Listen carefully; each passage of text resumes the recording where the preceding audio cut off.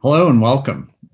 I want to start off today by telling you a couple of different stories before we get into the subject. I used to work for a United States congressman on Capitol Hill. It's been a while, at least a couple of decades at this point. But I remember being a staffer, and we would have these Dear Congressman stories. And so these would be people who would write in about all sorts of wonderful things that they were very concerned about. I remember two of them specifically. One was a gentleman who wrote in, he had a lot of care and concern about the Russian troops training in the Allegheny Mountains. Now, of course, when we would, as staffers, get these type of letters, we have to figure out a way to respond because we always had to respond. And so we would use the Congressional Research Service. The neat thing about this is there's always some element of truth behind what these folks would write, some kernel that would underlie everything that they're talking about. The other one that was a wonderful experience for us was somebody that wrote in about the force fields that go over the nation and protect the nation from apparently alien invasion or nuclear missiles or something like that. Their concern wasn't about these force fields. It was the fact that they would be turned off at nighttime in order to save money. You can guess that these were very interesting type of letters that we would get. We would pass them around the office, and oftentimes more going, what do I do with this? And trying to figure it out. I bring these up because we oftentimes think about conspiracy theories as something that it's new, and there's all of a sudden this rash of conspiracy theories and whatnot. There are times in which there are more and times in which there's less, but there's always a constant level of conspiracy theories that go on. And it's a really important topic, especially in our congregations, because there's lots of folks who buy into different types of conspiracy theories.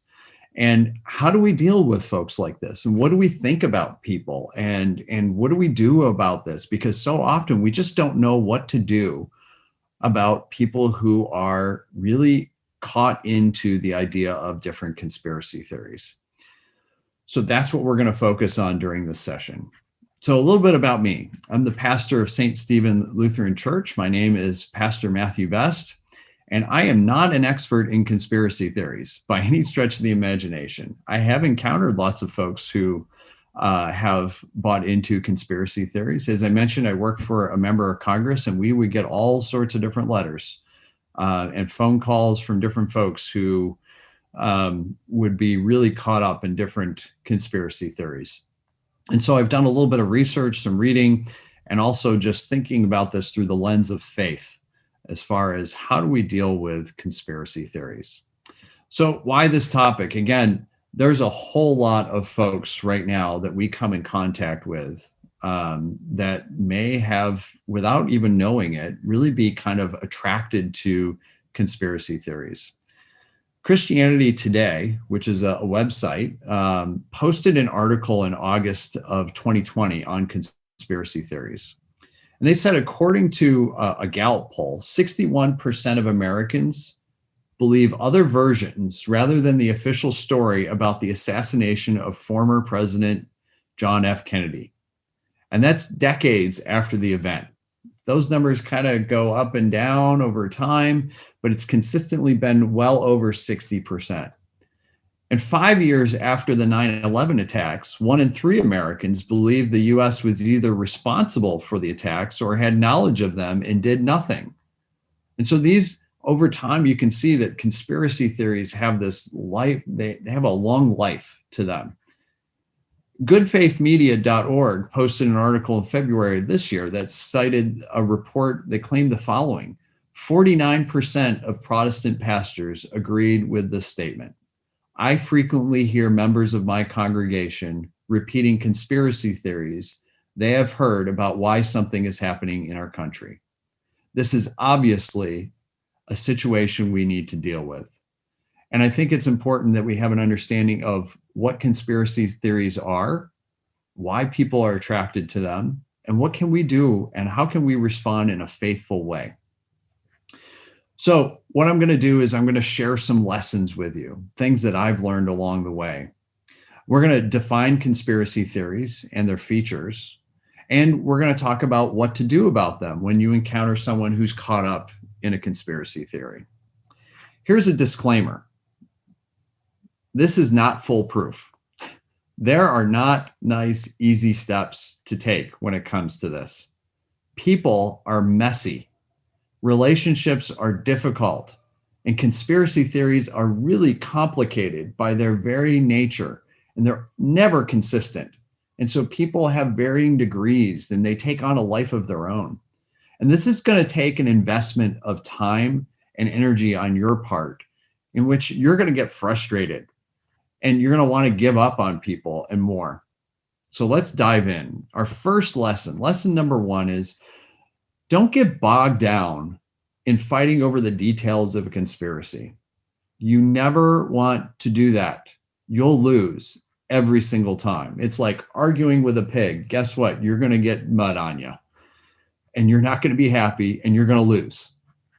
Here's a lesson I learned from politics years ago. Control the narrative. I don't mean that in a negative type of way or controlling type of way or anything like that, but it's about determine what's going to be talked about. In other words, when you have two people, you can tell who's controlling the narrative based on what's being talked about. If you have someone caught up in a conspiracy, then you don't want to debate them about the conspiracy, because you're talking about their narrative and what they want to talk about. And guess what? They're the experts in that topic. You're not. You're going to lose that argument. You're going to get frustrated. You're going to get angry. You're going to start accusing people. You're going to lose sight of the image of God in someone else. It's the ground they are most familiar with. You aren't.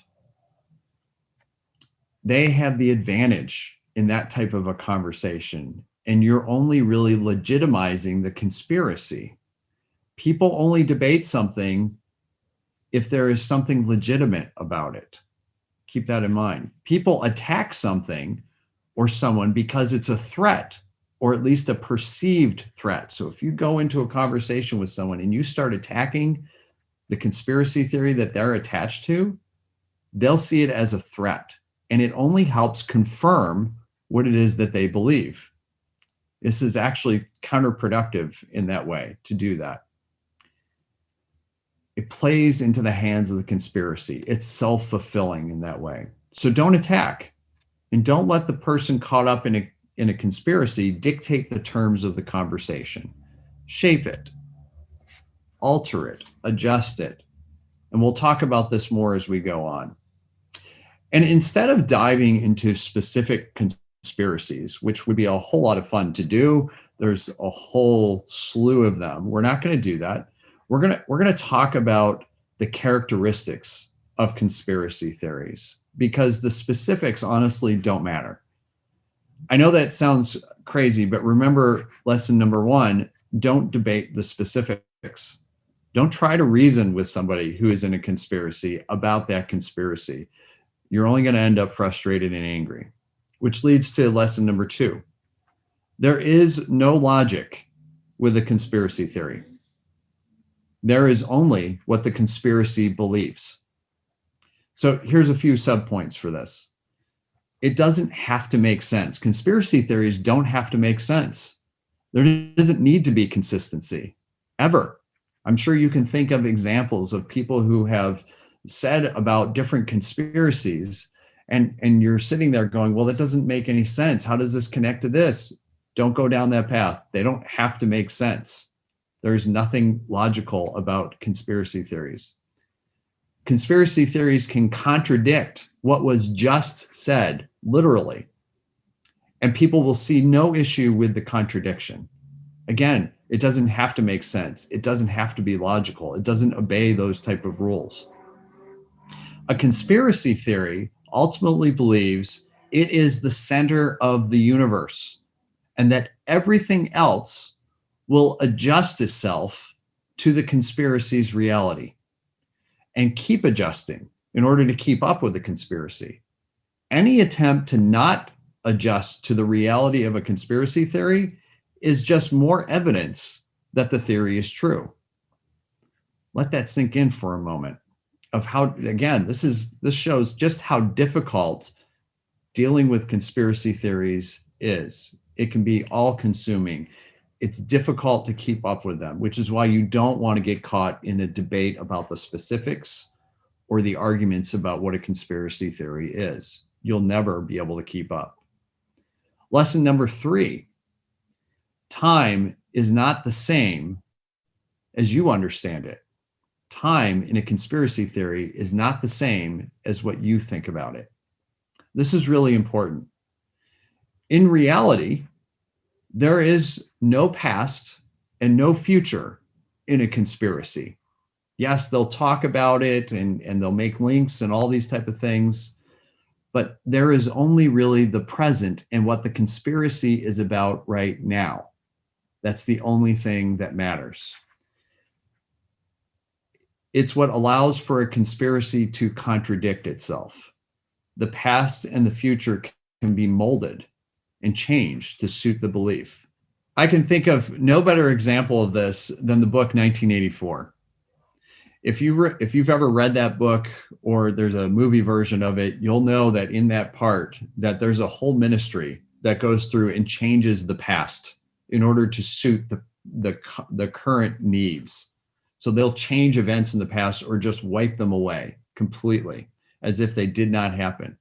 There's these phrases in there about, we have always been, we're at war with Eurasia. We have always been at war with Eurasia. Never mind that the day before they were at war with the other power, in which they were always at war with. The same thing type of, that's a great example of what I'm talking about here. Ultimately, this has to do with poverty. That may be a surprising statement in and of itself. Poverty goes far beyond just money and material things. Those who are caught in a conspiracy are caught in poverty as well. Again, expand what the idea of poverty is. It's poverty of relationships, poverty of reality and truth, poverty of faith. Here's something foundational to understand about poverty and time. Someone who's in poverty, regardless of the type of poverty, has a basic primary concern: survival. Where am I going to get my next meal from? Where am I going to go sleep? I need to keep looking out to see who's going to attack me next and when. They could be right around the next corner. If all you're doing is worrying about survival, then there is no future and the past doesn't matter. The present is the only time that exists.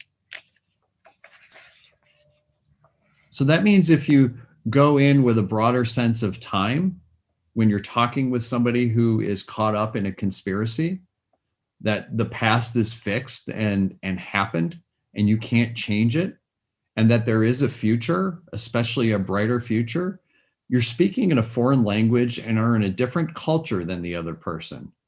You're trying to impose your language or culture on them, and they'll feel like they need to put up a defensiveness. It's no different than if you went to a foreign country and insisted on speaking English that doesn't speak English in a place that doesn't speak English, and looking for a Big Mac in a place that doesn't have McDonald's. You're going to them where they are. So with those lessons in mind, let's turn to something else. All conspiracies run on some basic themes. If you understand the common themes, it'll help you to deal with them, and it'll assist you in shaping the conversation with someone caught up in a conspiracy. Why are conspiracy theories appealing? That's the first question we should ask. Have you ever heard of Gnosticism? It's a heresy that the church had declared back in the 2nd century.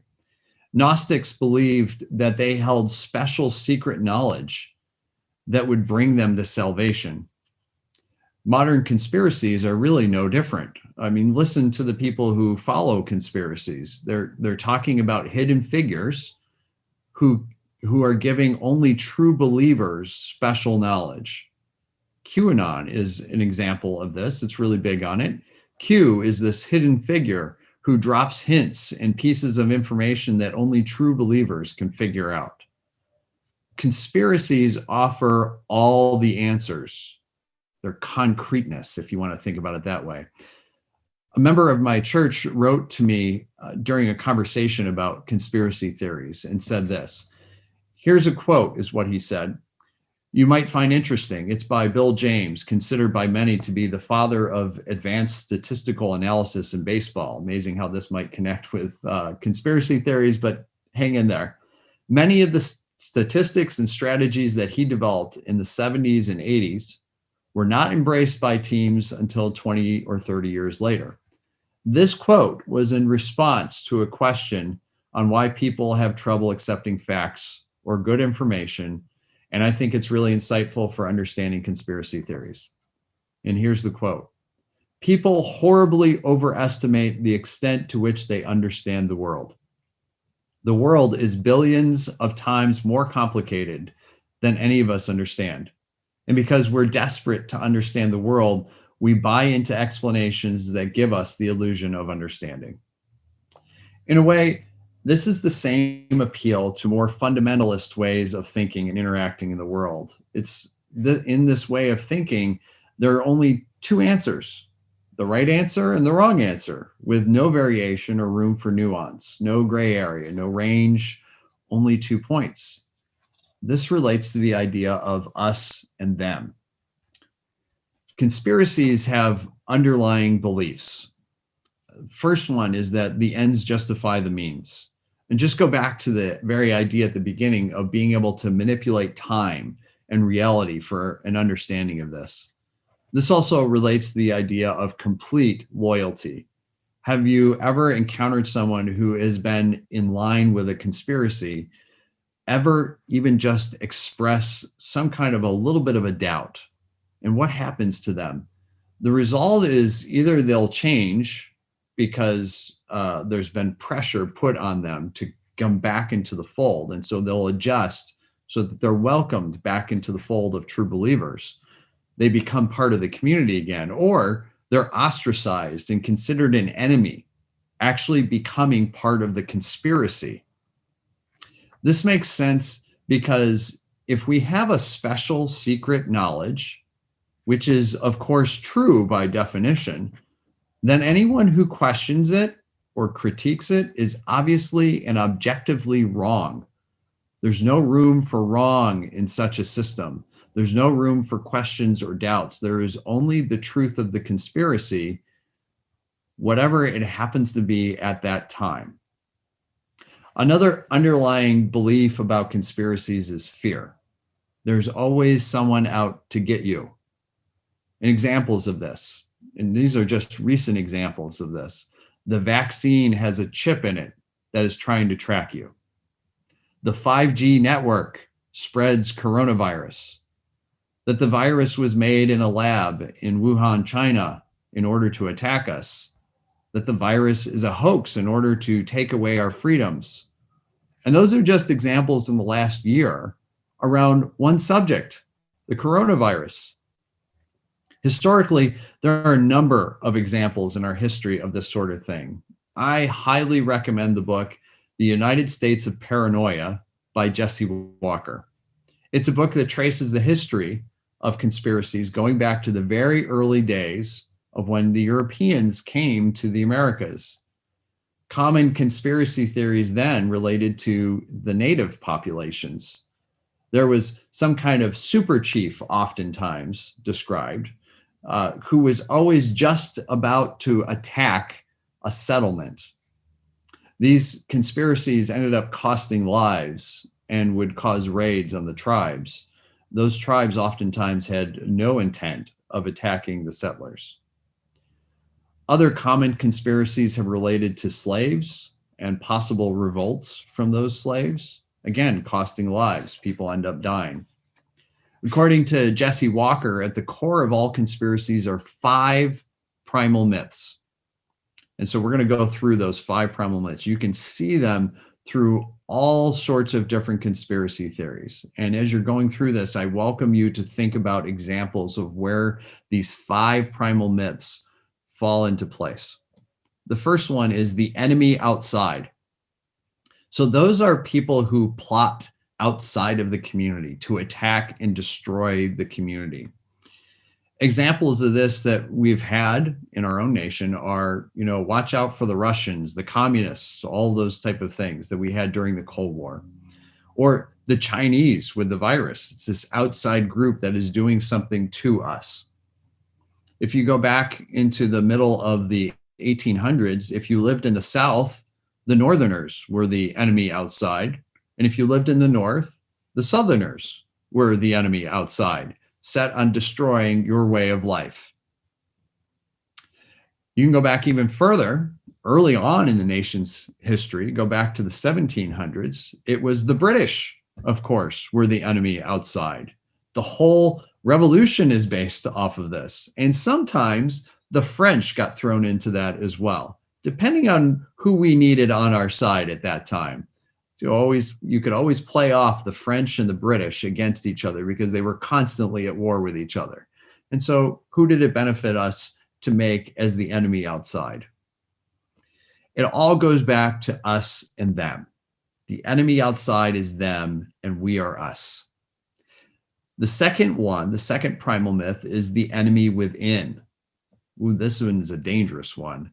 This is conspiring villainous neighbors who can't easily be distinguished from our friends.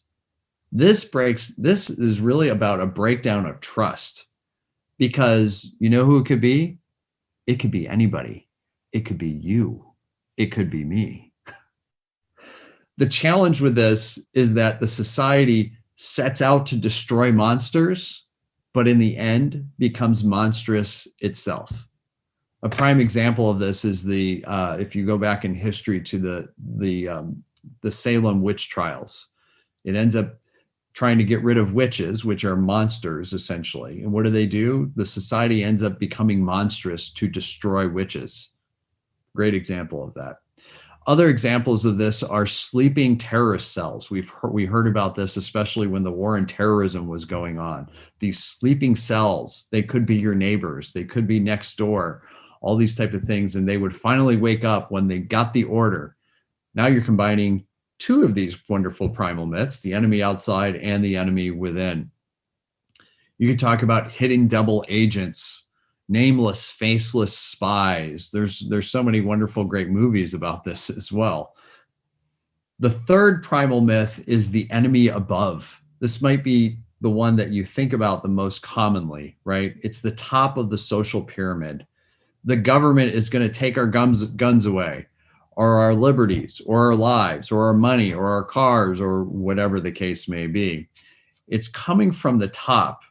And it's a group that is set apart above everybody else that can impose its will down on people.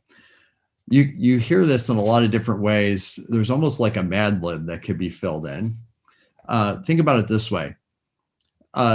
There's a rich billionaire who is funding a group that has 3 letters as part of its name in order to upend society so that it can take over. Now, all you have to do is fill in the blank with a couple of different folks. The ones that I came off the top of my head is that rich billionaire, the enemy above, could either be George Soros or it could be the Koch brothers. It depends on whether you're more conservative or more progressive as far as who your evil villain at the top is. It's always the same. It's just a matter of filling in the blank. As far as the 3-letter organization, in one direction, you could put Black Lives Matter, BLM, or you could put the NRA in. Just take your pick. It doesn't matter. They all fit in. It's all the same narrative that goes through. The fourth primal myth is the enemy below. This is lurking at the bottom, the common people turning into an angry mob set on overthrowing the order. So think about examples of this. This is kind of similar to the enemy within, but it's the folks below. So if you were white during the Civil War, the enemy below would be the slaves because they're below you on the social status. Or oftentimes this is used against immigrants who are below oftentimes on the social ladder, on the social status within the country. You know, those immigrants from wherever are bringing disease, they're this, that, and the other thing. We've heard those type of things throughout our nation's history in a lot of different ways. And the fifth primal myth, this one's a little bit different. It's the benevolent conspiracy. It's not an enemy, but a secret force working behind the scenes to improve people's lives and give them information to help them resist. So a great example of that is in the QAnon conspiracy. Q is this benevolent conspiracy who is giving people information to help them resist. Often these primal myths can be combined for greater effect. We kind of mentioned this a little bit, right? If you've ever seen the movie The Manchurian Candidate, this goes back to, I think, the 1960s and the height of the Cold War is going on, right? The Manchurian Candidate, great movie. I recommend it. You have an enemy within. This is somebody who is brainwashed, who doesn't even know that he's an enemy within, which makes him the perfect enemy within, honestly, who's controlled by an enemy outside to take control of the government and make it an enemy above. You got three of them. This is why it's such a great film.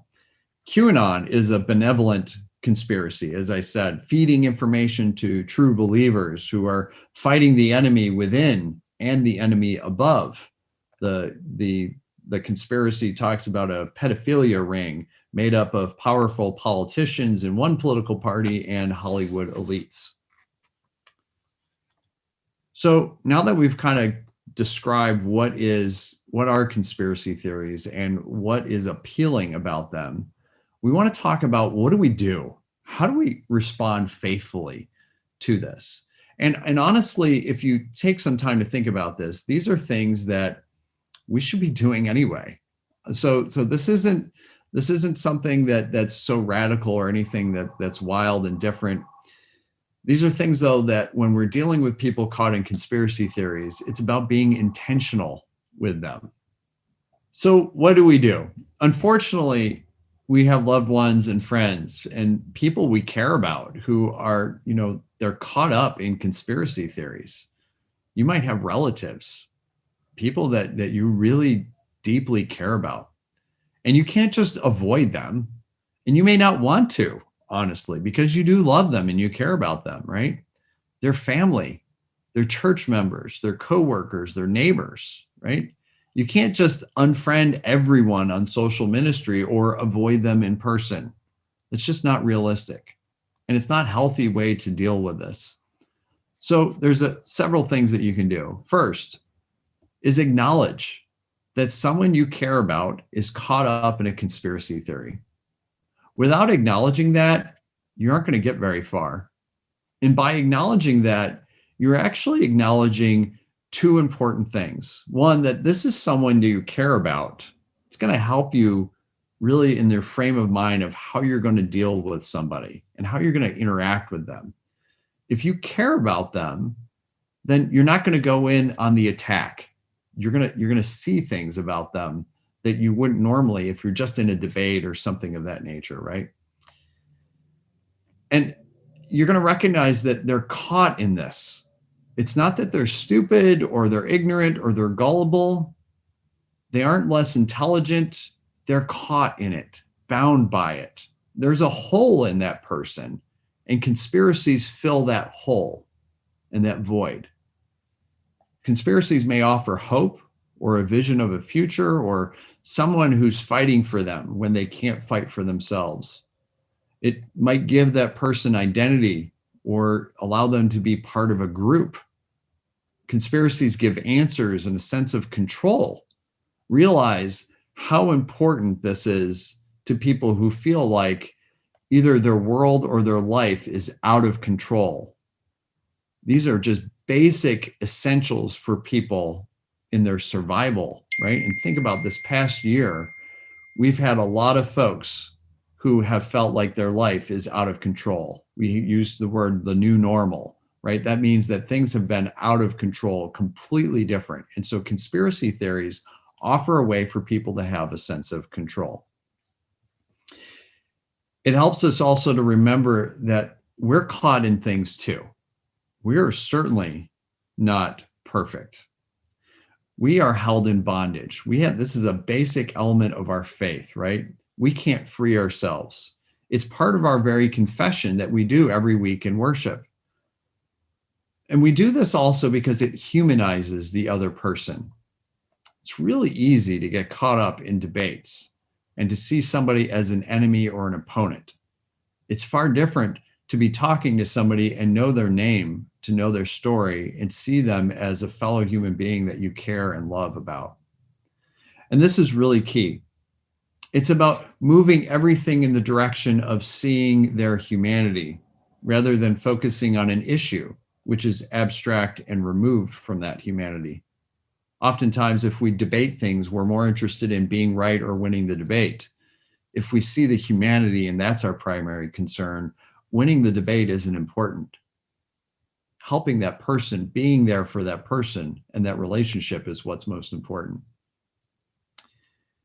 We're talking about people, not ideas, when it comes to conspiracy theories. Remember, the point isn't to debate and prove a conspiracy theory wrong. It's to reach a person, remind them of their humanity, and to see the image of God in them, and to bring the gospel to them so that they can be freed. The gospel frees us from things that hold us in bondage. So the second thing we do is to personalize things. Move the conversation from the conspiracy to humanity, something that you can hold in common. Ask questions, especially questions that take an interest in the person, not the conspiracy. There's a few ways to do this. When someone unloads a conspiracy on you, ask how they benefit from the conspiracy. Literally, ask them, and then keep asking about this. Get down to the core of why they're attracted. What's so appealing about this conspiracy? What does it fill in their lives? Does it offer concrete answers when they feel lost? Does it give them a sense of identity that they feel that they have lost also? Does it give them to be part of a group? What is it about the conspiracy that they are attracted to? Second part of this is move the conversation to stories about people. Specifically, if you can have stories about them to remind them, it's really important. And you'll have to start with this. Draw on stories that have an emotional response. Emotional responses have a way of interrupting the abstract idea debate that conspiracies rely on. If this is someone that you have known for a long time, if it's a family member, draw them back on past events. You know, I remember your birthday party 5 years ago. What a great time we had. Or I remember being there at your wedding. Or, gosh, do you remember when we celebrated, we went on this trip? Do you remember what that felt like? These are really important to be able to draw back. This is because you're tapping into something longer term and more meaningful, and it's got a deeper attachment for the other person. Long established relationships where there is a history with this person. Don't debate issues with the person because ideas can be defended and used in attacks, and it creates an us versus them scenario, and you're going to lose that. And you're going to lose that person too. Instead, relationships are rarely concrete. They express care and concern for someone beyond what the person believes.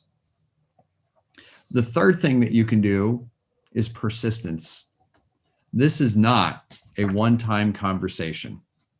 It will take a great deal of time and energy and numerous conversations. Don't try to do too much in any conversation. Just enough to draw that person back to the valued relationship that you have, so that they can know that you trust them and that they can trust you, more importantly. The goal is to build trust, and trust doesn't happen overnight. With trust, they will know they can go to you when they have doubts and questions, and you won't jump on them. You won't try to convert them away. And most importantly, you won't shame them. All the things that conspiracies do. Remember, usually when someone's caught a conspiracy, it's absolute loyalty. And any question of this conspiracy they'll be attacked.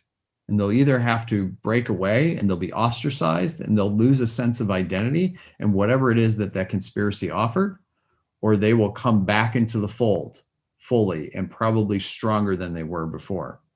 And so the idea is to build that trust with that loved one. The fourth thing, this is for you, faith. This probably is actually the first thing, the most foundational of everything. And it's about working on you before you try to deal with somebody else. Spend time in prayer, especially if you know you have someone in your life that is caught up in a conspiracy theory. Spend time in prayer. But it's not the same way you might think. It's not about, Lord, please change them. Don't try to do that. Change how you pray. Stop praying that God will change someone else, and instead pray that God will change you to be exactly what the other person needs in that moment. Second part of this is scripture. Read it. Paul dealt with conspiracies. You read some of his letters. He's dealing with conspiracies. So did the apostles. So did the prophets. The Bible is full of conspiracies. There are things to learn from scripture. If you remember, one of the gospels talks about the conspiracy that Herod, I believe, or Pilate had about that. Oh, they probably stole the body of Jesus. It's a really old conspiracy that happened, and so they sent troops to try and prevent that, to guard the tomb, right? So that there's a second thing, and the third part of this is self-examination. What are the things that you have bought into? You may not even recognize it. Take time to examine your own beliefs. What do you believe and what does it offer you? What does it fill in for you? It'll help you to better understand someone who is caught up in a conspiracy. And it'll help you to see the humanity of them instead of judging them of, I can't believe they believe this. If we take a look at ourselves and we say, what is it that I believe and why? It helps to actually relate with somebody else. Again, you have more stories to talk with somebody else that allow them and give them permission to express doubt. And if you can get somebody to feel comfortable to express doubt with you, you've built trust with them, and now that relationship is strengthened. The fifth thing that you can do, this is really important, is don't do this alone. Please don't. Conspiracy theories thrive on getting people separated from other parts of their life, especially trusted relationships and people that they care about and people they identify with. Conspiracy theories try to take the place of trusted relationships. There's stories, plenty of stories that I'm sure you have heard about people who have lost loved ones, parents, children, cousins, aunts and uncles, other loved ones, because of conspiracy theories. They're sad stories. People are devastated by the loss of a loved one to a conspiracy. So don't do this alone. Have other people to support you. If you have a relationship with other people that this other person, the person who's caught in a conspiracy, has a relationship with, it's always best to approach in groups, not to overwhelm, not to attack or anything like that, but again, to draw them out and to build community. You're building identity. You're giving them as a way to be part of a group, a way for them to build trust, all of those type of things that a conspiracy has been offering them. This is a way to draw them into a healthier relationship. And finally, you're not the savior. You can't save someone else. It doesn't matter if you have the best arguments in the world, you can't save them. All you can do is what any of us are called to proclaim the gospel that sets us free and to invite people into gospel living. Proclaim and invite. Proclaim and invite. What they do in response is up to them. This should actually be very freeing for us, that it's not all our responsibility. It's not us trying to save this person. It's us loving. It's us caring. It's us seeing the image of God in somebody that we do love.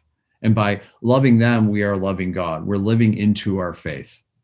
It's my hope that this session has been helpful for you in understanding a little bit more about conspiracy theories, what's underlying them, what's appealing about them, what are the things that they provide people, but also to give you a few steps to get you started in how to really deal with somebody who you have recognized who's caught up in a conspiracy theory. Again, this is not something simple. It's not a nice 5-minute conversation. It's going to take time, but it's worth it when it's somebody that you love, to have them back into a trusting relationship in which you can grow together. So I just want to encourage you.